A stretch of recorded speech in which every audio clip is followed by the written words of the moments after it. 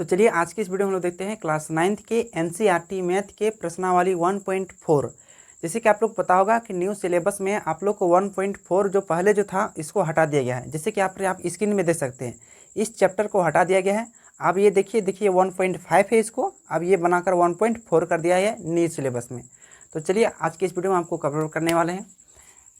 ये question number 1 है 1.4 का। कहा है कि बताइए नीचे दी गई संख्याओं में कौन कौन परिमेय है और कौन कौन अपरिमेय है। आपको केवल छांटने के लिए कहा गया है क्वेश्चन नंबर 1 में। तो देखिए परिमेय कौन जो होता है, जो p बाई क्यू के रूप में होता है उसे परिमेय संख्या बोलेंगे, और जो p बाई क्यू के रूप में नहीं होता है यानी जो रूट के अंदर होता है उसे हम लोग अपरिमेय बोलते हैं, बशर्ते पूरी वर्गमूल नहीं निकालना चाहिए। देखिए ये 2 माइनस रूट 5 है, तो ये क्या है रूट 5, इसका पूरी वर्गमूल निकलेगा नहीं, इसका मतलब एक नंबर वाला क्या हो जाएगा, यह अपरिमेय है। तो लिखेंगे ये अपरिमेय है ना, तो लिखेंगे अपरिमेय है, अपरिमेय, अपरिमेय संख्या, अपरिमेय है बस। अब क्वेश्चन नंबर 2 को देखिए। क्वेश्चन नंबर 2 में 3 plus root 23 into minus root 23 है। अब इसको अगर हम सॉल्व करेंगे तो ये देखिए ब्रैकेट हट जाएगा, 3 प्लस अब रूट 23 का रूट 23 बचेगा, अब ये माइनस का माइनस और यहाँ से रूट 23 का रूट 23 बचेगा। आप देखिए ये प्लस रूट 23 और ये माइनस रूट 23 क्या हो जाएगा, खत्म हो जाएगा पूरी। तो आपका क्या बचेगा, 3 बचेगा। और ये क्या है, 3 एक परिमेय संख्या है, तो लिख देंगे परिमेय संख्या है, परिमेय संख्या है ना, परिमेय है, परिमेय मतलब परिमेय संख्या हो गया। चलिए इसको हम लोग सॉल्व करते हैं। देखिए यहाँ से आप रूट 7 से रूट 7 काट सकते हैं। आप यहाँ देखिए 2 रूट 7 बटे 7 रूट 7, रूट 7 से रूट 7 कट जाएगा, आपका बचेगा कितना, 2 बटे 7, और 2 बटे 7 क्या है, यह परिमेय संख्या है, तो लिख देंगे यह परिमेय है, परिमेय संख्या है, चाहे परिमेय संख्या है ना, परिमेय संख्या है। अब 1/√2 देखिए, 1/√2 क्या है, ये √2 का पूरी वर्गमूल निकलता नहीं, इसका मतलब यह अपरिमेय संख्या होगा, अपरिमेय, अपरिमेय है या अपरिमेय संख्या है, दोनों बात एक ही है ना, अपरिमेय संख्या है। अब देखिए 5 नंबर में कहा गया है कि 2 पाई, आपको याद होगा कि पाई एक अपरिमेय संख्या है, लेकिन पाई का जो मान होता है 22/7 यह होता है परिमेय संख्या। लेकिन यहाँ तो पाई दिया है, पाई एक अपरिमेय है और 2 भी तो क्या हो जाएगा, अपरिमेय, दोनों गुना हुआ है, तो यह इसका मतलब क्या हो जाएगा, ये वाला क्या हो जाएगा, अपरिमेय संख्या है, अपरिमेय, अपरिमेय संख्या है, संख्या है। तो ये क्वेश्चन नंबर 1 को केवल हम छांट दिए परिमेय और अपरिमेय। अब देखते हैं क्वेश्चन नंबर 2। क्वेश्चन नंबर 2 में कहा है कि निम्नलिखित व्यंजकों में प्रत्येक व्यंजक को सरल कीजिए। यहाँ पर कुछ 4 गो हिसाब दिया गया, अभी हम 2 गो लिखे हैं, 2 गो अभी नीचे लिखेंगे। इसको केवल आपको सरल करना है। देखिए सरल करने का एक विधि क्या होता है, सिंपल विधि। जैसे आपको हम बता दें कि मान के चलो a प्लस बी और यहाँ से रहेगा c प्लस डी, इसको कोई हल करने के लिए आपको कहा जाएगा, तो बहुत ही ईजी किया जाएगा। ये जो पहला जो a आपको दिख रहा है ये दोनों के साथ गुना करेंगे, ये c के साथ भी गुना होगा और d के साथ, यानी a गुना c करेंगे तो ac plus a Guna d करेंगे तो ad, ये पहला मेथड हो गया। अब ये जो d b जो आपको दिख रहा है ये b भी दोनों के साथ गुना होगा, c के साथ भी होगा और d के साथ, प्लस b गुना c bc प्लस b गुना d bd, ये गुना करने का एक नियम है, तो इस प्रकार से आप गुना कर सकते हैं ना। अब इसी प्रकार से आपको यहाँ पर गुना करना है, और कुछ आपको फार्मूला दिए थे, बेसिक पार्ट 1 में आपको हम दे दिए थे, वहाँ पर फार्मूला को भी आप याद रखिएगा। तो ये जो आपको 3 जो है ये 2 के साथ गुना होगा, तो 3 दूने कितना हो जाएगा 6, और ये 3 को √2 के साथ गुना करेंगे तो हो जाएगा 3√2। आप देखिए प्लस, अब ये देखिए √3 को 2 से गुना करेंगे तो हो जाएगा 2√3 प्लस √3 और √2 को गुना करेंगे तो हो जाएगा √6, है कि नहीं। अब यहाँ ध्यान से देखिए 6 का 6 रहेगा, यहाँ देखिए 3√2 और यार यहाँ कितना है 2√3, ये तो जुड़ेगा नहीं, और ये √6 का √6 होगा नहीं, इसका मतलब यहीं पर मेरा क्या हो जाएगा, केवल आंसर हो जाएगा, और आगे हिसाब बढ़ेगा नहीं, तो ये वाला मेरा क्या हो जाएगा, आंसर हो जाएगा, यानी यहाँ हम लिख सकते हैं आंसर ANS। सेकंड नंबर देखिए 3 प्लस √3 इंटू 3 माइनस √3, अगर इसको देखेंगे ना ये a plus B into a minus B फॉर्मूले के रूप में, ध्यान से देख रहे हैं, और इसका आंसर क्या होता है, इसका आंसर होता है a² माइनस b², इस फॉर्मूले का आंसर होता है, आपको याद होगा। इसी के रूप में तोड़ेंगे, a का मतलब हो जाएगा 3, तो 3 का स्क्वायर माइनस b², b है √3 तो यहाँ हो जाएगा √3 का होल स्क्वायर। 3 का स्क्वायर तोड़ेंगे तो 9, और √3 का स्क्वायर तोड़ेंगे। देखिए √3 का स्क्वायर का मतलब क्या होता है, √3 गुने √3 तो हो जाता है √9, और √9 का वर्गमूल कितना निकल जाता है, 3 निकल जाता है। इसलिए √3 का स्क्वायर करेंगे तो क्या हो जाएगा 3, और 9 में 3 गया तो कितना बचेगा 6। तो ये क्वेश्चन नंबर 2 का आपका आंसर हो गया, कितना निकल गया 6 निकल गया, है ना, ये क्वेश्चन नंबर 2। अब चलिए क्वेश्चन नंबर 2 का हम लोग 3 और 4 को भी उतारते हैं और सॉल्व करके आपको बताते हैं।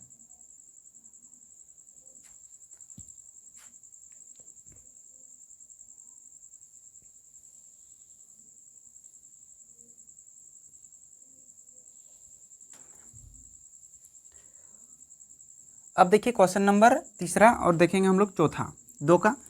कुछ नहीं करना, ये देखिए √5 + √2 का होल स्क्वायर है।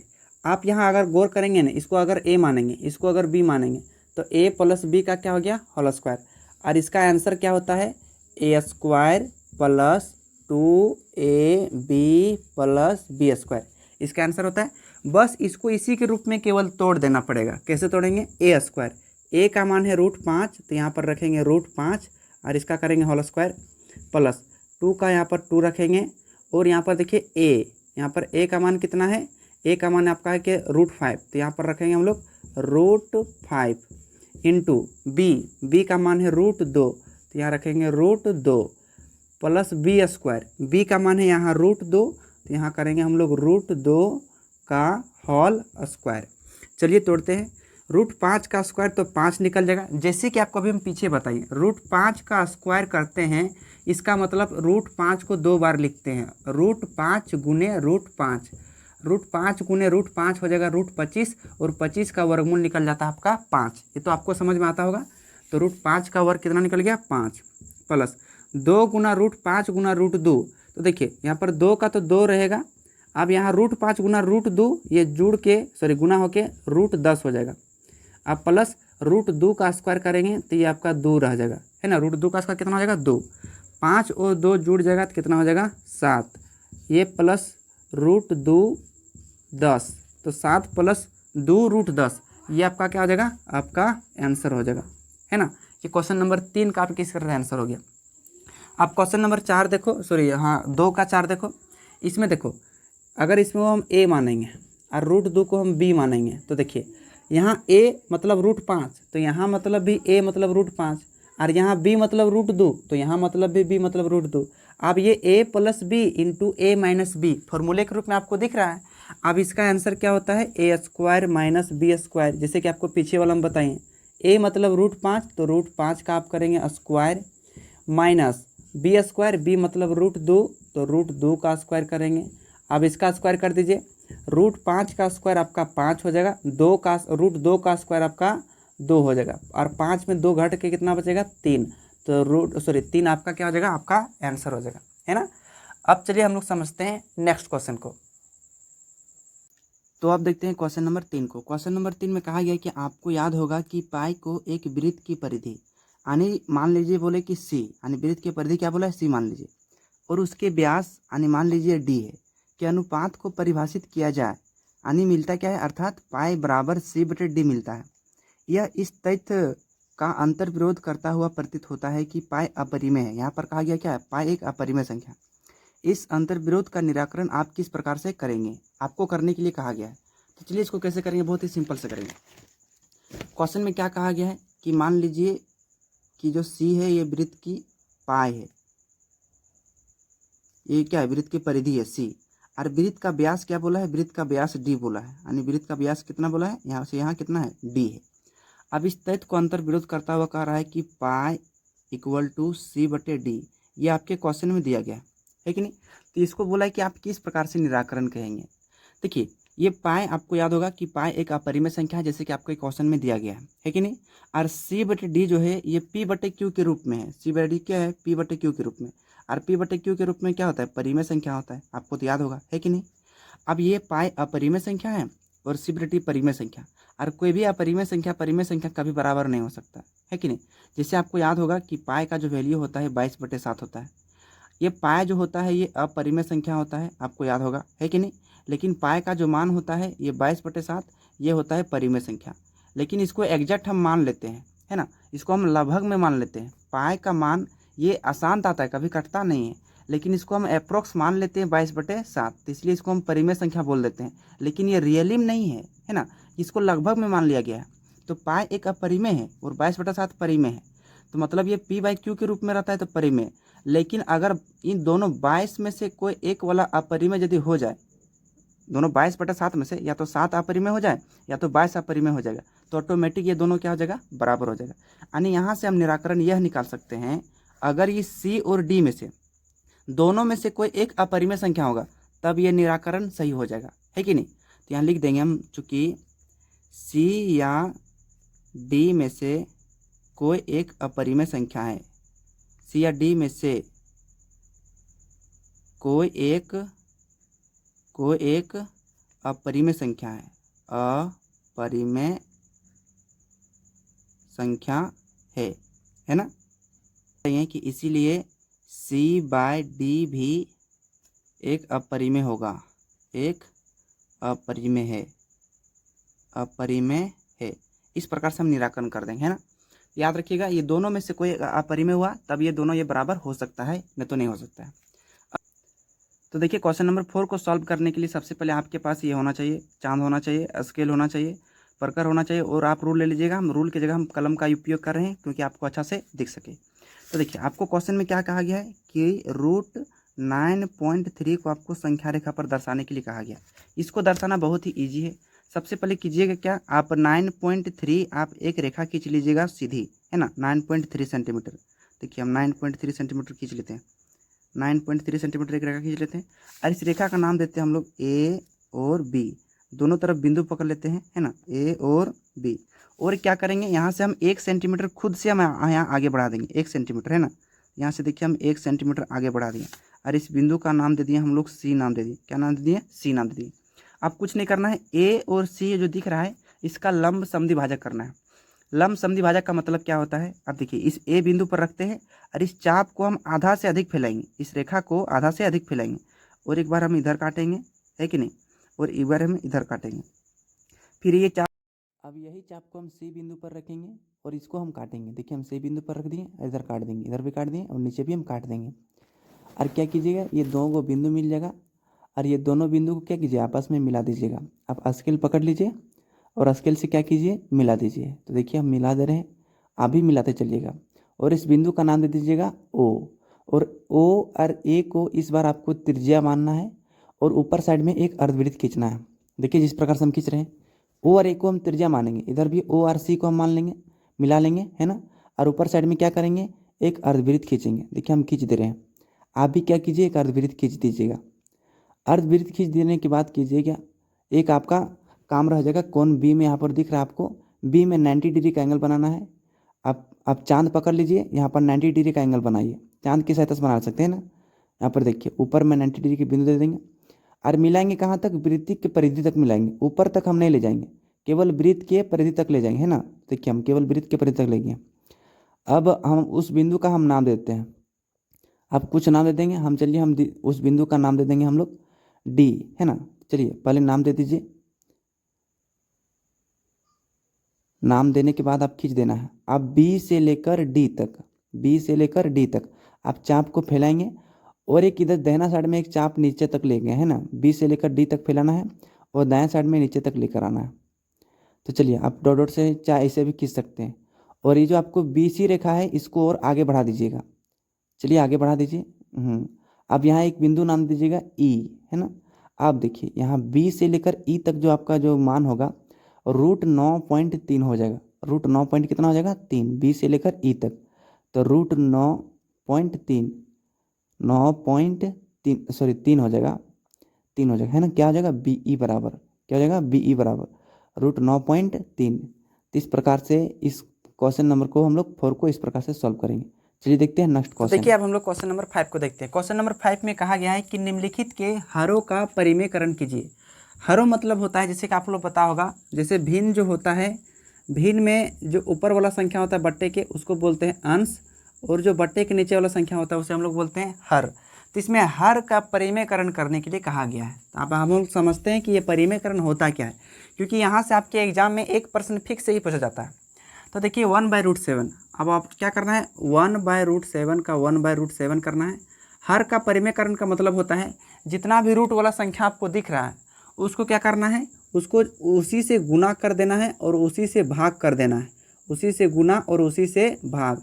तो यहाँ √7 से गुना और √7 से भाग दे दीजिए। जैसे यहाँ पर आपको हमको √7 दिख रहा है तो √7 से गुना और √7 से भाग दे देंगे। तो चलिए √7 को 1 से गुना करेंगे तो आपका आएगा √7 और √7 गुना करेंगे, देखिए तो कितना हो जाएगा √49 और 49 का वर्गमूल कितना निकलेगा 7। इसका मतलब यहाँ बटे में कितना हो जाएगा 7। तो √7/7 आपका हर का परिमेयकरण हो गया, है कि नहीं। बहुत ही सिंपल होता है। अब इसमें जब यहाँ रूट वाला संख्या 1 से अधिक रहता है तब क्या होता है, थोड़ा दिक्कत होता है। जब अकेले रहेगा तो स्वयं संख्या से गुना स्वयं संख्या से भाग करते हैं, लेकिन जब 1 से अधिक रहता है तो कैसे करते हैं, देखिए 1 बटे ये √7 का √7 माइनस √6 का √6। अब इसमें क्या करेंगे, ये वाला जितना √7 है तो यहाँ √7 लिखेंगे हम। इसके बाद यहाँ माइनस है तो यहाँ हो जाएगा प्लस। जब भी हम लोग परिमेयकरण करते हैं तो ये इसका चिन्ह बदल जाता है, लेकिन याद रखिएगा यहाँ केवल √7 अकेले है। जब अकेले रहेगा तो उसका चिन्ह नहीं बदलता है, लेकिन जब दो आदमी साथ में रहेगा, मतलब दो संख्या साथ में रहेगा तो बदल जाएगा। तो यहाँ माइनस का हो जाएगा प्लस और ये √6 का √6। अब इतना से हम गुना कर दिए तो ये √7 प्लस √6 से हम लोग भाग भी देंगे, मतलब जितना से गुना किए उतना से भाग देंगे। अब चलिए हम गुना कर देते हैं। 1 को √7 से गुना करेंगे तो √7 आपका आएगा, प्लस √6 को 1 से गुना करेंगे तो √6 आएगा। अब चलिए नीचे गुना करते हैं। नीचे ध्यान से देखिए एक फॉर्मूले के रूप में आ रहा है, ये देखिए a + b into a - b फॉर्मूले के रूप में हो है ना। देखिए यहाँ पर a + b into a - b, a का मान है √7 और b का मान है √6, तो इसका आंसर होता है a² - b²। तो a का मान है √7 तो √7 का स्क्वायर हो जाएगा, माइनस b², b का मान है √6 तो √6 का आपका स्क्वायर हो जाएगा। अब चलिए ऊपर वाला संख्या तो जैसे का तैसे रहेगा, √7 का √7 प्लस √6 का √6। 7 का स्क्वायर करेंगे, √7 का स्क्वायर करेंगे तो ये 7 आएगा, माइनस √6 का स्क्वायर करेंगे तो 6 आएगा। अब ये देखिए कितना बचा, √7 प्लस √6 और 7 में 6 घट गया तो कितना बचेगा, 1 बचेगा। और आपको पता है कि बट्टा के नीचे जो 1 नहीं होता है इसका मतलब ये गायब हो जाएगा और ये वाला आपका क्या हो जाएगा, आपका आंसर हो जाएगा √7 प्लस √6। तो ये होता है परिमेयकरण, बहुत ही ईजी होता है। याद रखिएगा जब दो संख्या रूट से अधिक रहेगा, 2 व से अधिक रहेगा तो हम माइनस का चिन्ह हम प्लस कर देंगे। अगर यहाँ पर प्लस रहता तो यहाँ पर हम कर देते हैं माइनस। बस ये परिमेयकरण में ज़्यादा कुछ करना पड़ता नहीं है। तो ये आपका हो गया √7 प्लस √6 आपका आंसर हो गया। अब नीचे वाला देखिए 1/√5 प्लस √2। उम्मीद करते हैं कि ये भी आप अपने से कर लेंगे। तो ये देखिए 1/√5 प्लस √2। आप ये देखिए यहाँ पर प्लस में है तो इसको क्या करेंगे, √5 माइनस √2 से गुना करेंगे, क्योंकि यहाँ प्लस वाला हो जाएगा माइनस में, और जितना से गुना उतना से भाग। अब चलिए हम गुना कर देते हैं। √5 को 1 से गुना करेंगे तो √5 आएगा, माइनस √2 को 1 से गुना करेंगे तो √2 आएगा, बटे यहाँ भी देखिए a + b into a - b फॉर्मूले को आपको दिख रहा है तो होता है a² मतलब √5 का स्क्वायर माइनस b² मतलब √2 का होल स्क्वायर। अब आगे सॉल्व करते हैं। ऊपर में तो √5 का √5 रहेगा, माइनस √2 का माइनस √2 जैसे का तैसे रहेगा। आप देखिए √5 का स्क्वायर तो 5 निकल जाएगा जैसे आप बताएं, और √2 का स्क्वायर तो 2 निकल जाएगा। आप इसको सॉल्व करेंगे तो क्या आएगा, ऊपर में √5 का √5 आएगा और √2 का √2, और 5 में 2 जगह कितना बचेगा, बटे 3। तो ये वाला आपका हो जाएगा आंसर, है ना, यानी √5 माइनस √2 बटे 3 ये आपका हो जाएगा आंसर। अब लास्ट क्वेश्चन है आज का और क्वेश्चन नंबर 5 का, इसको भी सॉल्व करते हैं। 1/√7 का √7 रहने देंगे, माइनस 2 का 2। अब देखिए यहाँ पर हम क्या करेंगे, ये दोनों को एक साथ ले जाएंगे, दोनों को। अब ये देखिए इसमें रूट है या नहीं है, तो देखिए ये √2 को हम उधर पहले √7 का √7 लिख लेते हैं। अब इसमें क्या करेंगे, √7 प्लस ये माइनस का क्या हो जाएगा प्लस, और यहाँ 2 का 2, जितना से गुना उतना से भाग। ज़्यादा परिमेयकरण में करना नहीं पड़ता है। 1 से गुना करेंगे √7 को तो √7 आएगा, और 2 को 1 से गुना करेंगे तो 2 आएगा। देखिए यहाँ पर a + b × a - b फॉर्मूले के रूप में आपको दिख रहा है, तो यहाँ तोड़ दीजिए। a² - b², a का मान है √7 और b का मान है 2। तो चलिए √7 + √2 का 2, √7 का स्क्वायर करेंगे तो 7 और 2 का स्क्वायर करेंगे तो 4। अब देखिए 7 में 4 जगह कितना बचेगा 3, मतलब √7 + 2 बटे कितना बचेगा 3, और ये क्या हो जाएगा आपका आंसर हो जाएगा। तो बस ये परिमेयकरण में ज़्यादा कुछ खास करना नहीं पड़ता है, प्लस वाला को माइनस में और माइनस वाला को प्लस में। याद रखिएगा जब अकेले रहेगा तो उसका कोई चिन्ह बदलता नहीं है। तो इस प्रकार से क्या हुआ, आपका प्रश्नावली 1.4 आपका टोटल क्या हो गया, खत्म हो गया। आप इसको पुराने बुक में देखेंगे तो 1.5 मिलेगा, लेकिन आप न्यू सिलेबस में देखेंगे तो आपका 1.4 मिलेगा। अगर इस प्रश्नावली में आपको कहीं पर भी डाउट रह गया है तो डाउट आप कमेंट बॉक्स में डाल सकते हैं, वहाँ पर हम रिप्लाई देने की पूरी कोशिश करेंगे।